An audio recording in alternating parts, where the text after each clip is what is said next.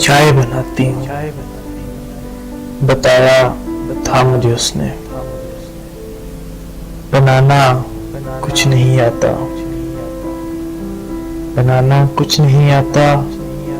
अगर मैं कुछ बनाती हूँ तो बस चाय बनाती हूँ।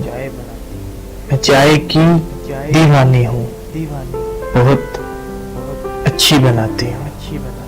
पियोगे ना तो मैं इस बात पर यूं मुस्कुराता ही रहा कि बनाना कुछ नहीं आता, बस एक चाय बनाती हूँ। मुझे चाय से उलझन है, नहीं पीता नहीं पीता। मुझे चाय से उलझन है, नहीं पीता नहीं पीता। मगर इस बात को बीते जमाना हो गया लोगों।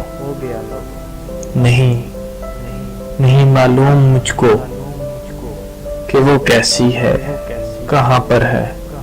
मगर अब चाय पीता हूँ, बहुत कसरत से पीता हूँ।